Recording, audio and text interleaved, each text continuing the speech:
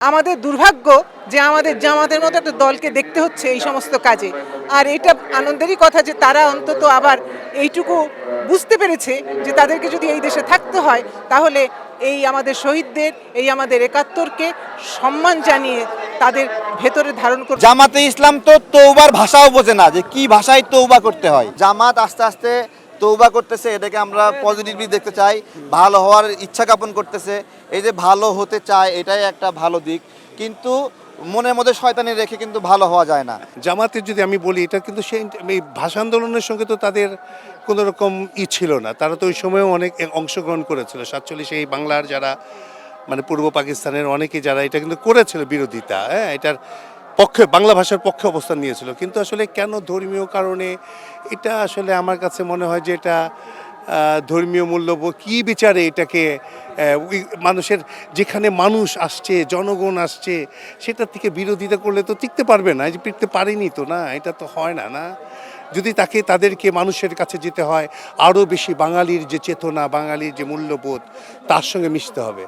তাহলে তাদের গ্রহণযোগ্য যদি কোনো দিন হতে চায়, সেইভাবে করে অনেক তপস্যা করতে হবে। এই যে হয়তো বা এসছে, কী কারণে এসছে তাদের জানি না।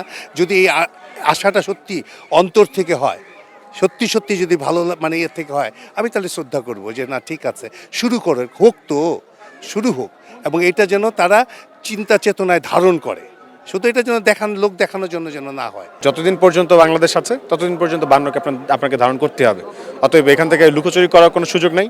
আপনি যদি মনে করেন আপনি রাজনৈতিক কূট চালে এখান থেকে পার পেয়ে যাবেন, এটা কোনোভাবে সম্ভব না। সো যারা এখন ধারণ করছে, এটা আমি মনে করছি যে তাদের রাজনৈতিক সম্ভাবনা তৈরি করলো। তারা তরুণদের পালস বুঝতে পেরেছে এবং তারা নিজেদের যেটা নিজেদের যেই শেকড়, সেটাকে তারা ধারণ করতে পেরেছে। এর জন্য তাদেরকে আহ্বান, মানে সাধুবাদ জানানো উচিত।